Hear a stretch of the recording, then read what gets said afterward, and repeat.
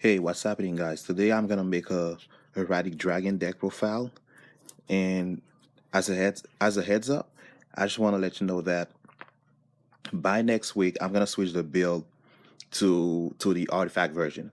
But right now, this is what I got for now. So it's for January 2016, and let's just get started though. First things first, we got three Teffys. We got three Teffys. Then we have three Sus.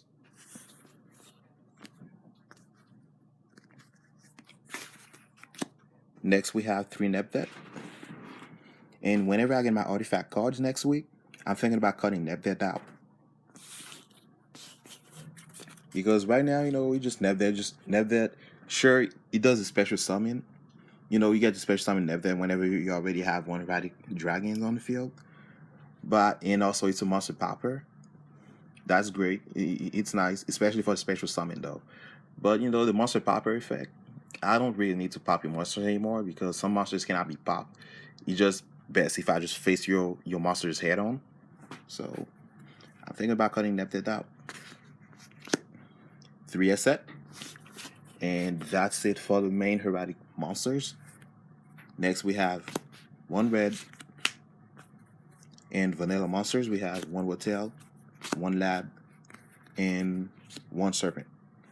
I used to run what's his name? Flame Veil Guard, but I just had to stop running that because when I thought about it, Flame Veil is just one additional normal monster, and then I already run Kalkardi, so I just want to keep my number summon on check, like in check. And then we run one Kalkardi.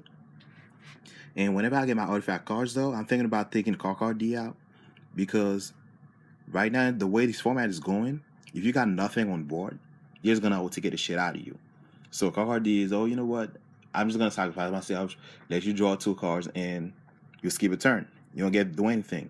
And God forbid you got in the back row to protect yourself, and having Kalkardi in your hand full of having Kalkardi in your hand with a whole bunch of monsters in your hand, and no way to protect your life points, you're dead. You're dead meat. You're just gonna draw your two Yu-Gi-Oh cards, and then be like, oh, I got a nice thing for next turn, but hey, too bad, not gonna survive next turn because you're getting OTK. And at last for the monster lineup, one Battle Fader. Why Battle Fader? Because first one, it's OTK format. I'm trying to survive out here, so I'm not trying to die right away. I got nothing. So you think you got me pinned down? I'm just gonna draw Battle Fader and look at you and yeah. So proceed to end phase. And on top of that, I got another reason to run Battle Fader, and I'll show you why later. Moving on to the spell cards.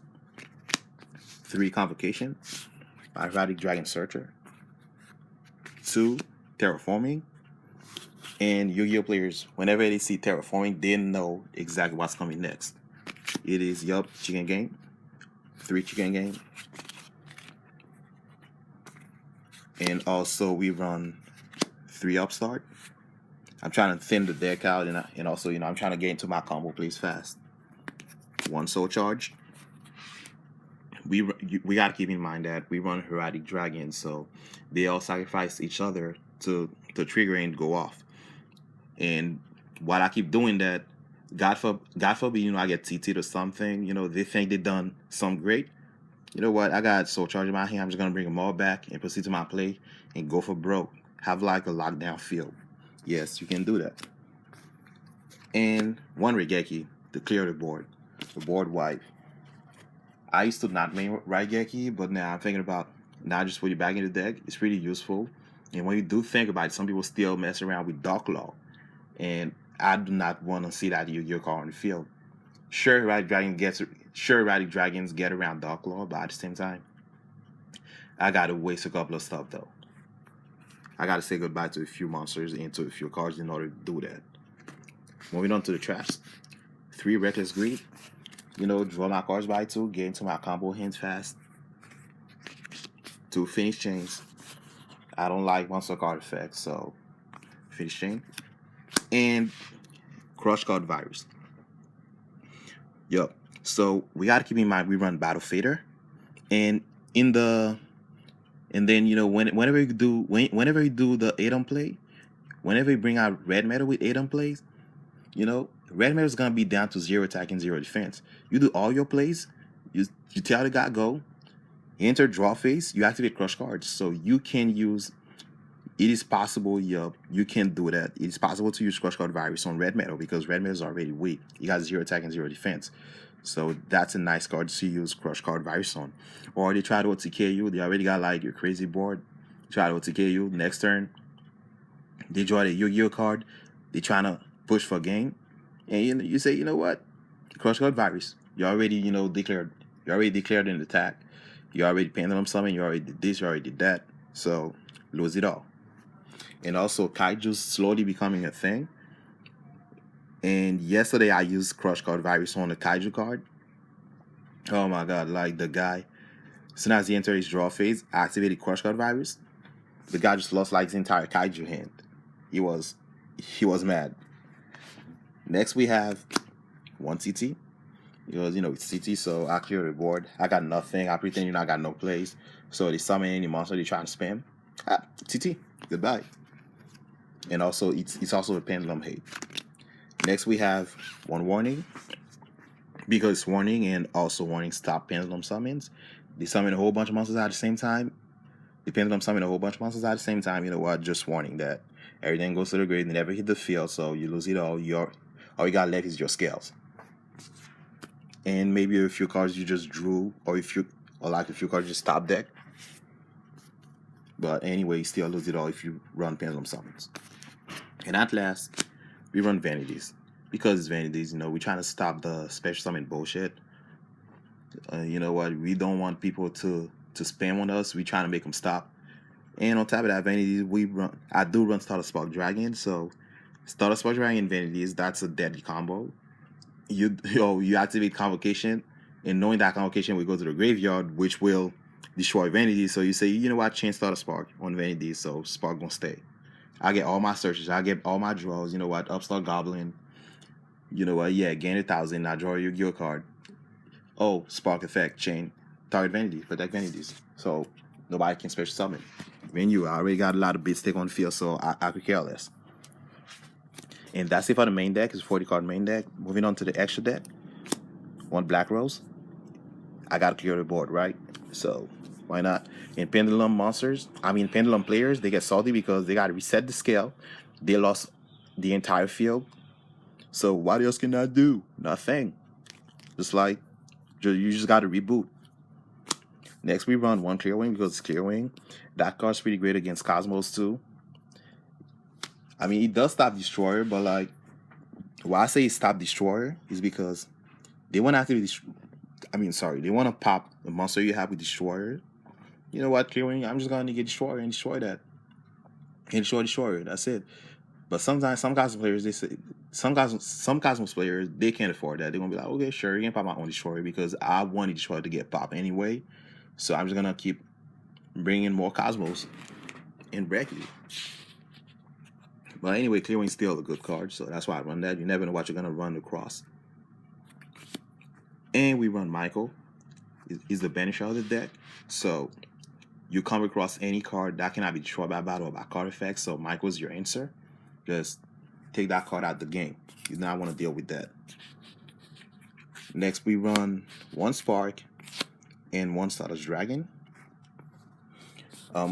You have to run Stardust Dragon. I run Stardust Dragon because we run Hieratic Dragons and we do spam a lot. You have a broken board, you do not want to lose it all to a Raigeki. So you know what? I have all those monsters out. I'm gonna top it all off with a Stardust Dragon. And I say, do you? One Scrap Dragon. You pop your own chicken game, pop a card they have.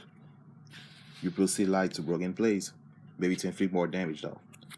One Crimson Blader. Like I said earlier though, with Crush Card Virus, Kaiju is becoming a thing. So your Crimson Blader against a Kaiju player, next turn they cannot sacrifice a monster to bring out a Kaiju monster. Because Kaijus, they like high level monsters. And Crimson Blader states, oh, if I destroy a monster and send it to the graveyard, you know what? Level 5 and higher, they cannot be summoned next turn at all. But you sure you can set, but kaiju monsters, what you gonna do though? Even synchro monsters though, you try to synchro summon. Well, if it's level 5, you better watch out, because if it's level 5, you're trying to attempt to synchro summon for a level 5 or higher. You cannot do that because I showed a monster earlier with Crimson Bleeder. Next we run Scarlight. Sure, we run Hieratic Dragons. So we spam a lot. Scarlight is like a gaga cowboy on crack though. Well, Dragon players, you can rejoice because we got a cowboy. We got automatic cowboy though. So what I like doing is, oh, if I got no other plays, you know, I'm like, you know, I'm not even gonna waste my time to attack you. I got 5 monsters on board, so Scarlight effect, blow it up. I burn you for some damage and I attack with Scarlight. Or if I already attack with everything, you got like a chunk of life points left, I show my entire field and burn you for a game. Next we run one Trident Dragon. Trident Dragon is my OTK push, and it's also my chicken game popper. I draw my Yu-Gi-Oh card knowing that I'm gonna go Trident Dragon on this turn. Single summon for Trident Dragon, and oh, pop my own chicken game, pop another useless card, and 9k to the face, boy. You die. Star Eater. That is another reason why I want to run the artifact version, because artifact monsters, they are level 5. And I do run the Lab Tuner Dragon with Hieratic. So I have that dragon. I can just single summon for a Star Eater using one artifact monster. And then I don't even need to use up one of my Hieratic monsters, because if I can keep one Hieratic monster on the field, it's even better, because I mean, let's just say I top deck one Hieratic monster, or I already have a Hieratic monster in my hand. I can just sacrifice the Hieratic monster I have on the field and bring out the one I have in my hand, and I still proceed for plays though. I still do a lot of plays. Next we run 2 Ultimate. Yep. So to make Ultimate, I got the Lab Dragon, I got Wattail Dragon. Let's make Ultimate. And with the artifacts, I set one artifact from my hand to the spell Trap Zone. Oh, Ultimate just activates. I get a dragon. I get a free dragon synchro. And then on your turn, I just pop my own artifacts and bring something out. Next, one item. And also Ultimate is a nice target for Crush Guard Virus as well. You got 0 attack, 0 defense. So Crush Guard Virus Ultimate. Run one Bouncer.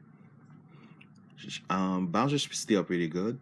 By the way, Bouncer does not target. They try to activate a monster card effect. So you know what? Bouncer, just negate your monster, take 1,000. And Bouncer just say, if you do value your life points, don't activate your card effect then. I was thinking about taking Bouncer out for Bane. But when I thought about it, you know, making Bane, he's gonna use up more resources. He's just gonna require me to use up more resources, which means it's gonna be kind of harder for me to summon. So I try to cut it out. That's a huge loss, but hey, I just gotta do what I gotta do. So I stopped running Bane. I kept the Bouncer instead, and Bouncer's still pretty good. And at last, 1M7. I just recycle for just recycling. And that's it for the extra deck.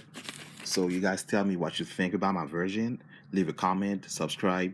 Tell me exactly what card I could run, because you know I still want to know exactly what other possibility there is. So just leave a comment. Tell me exactly what you think. Okay, sign out.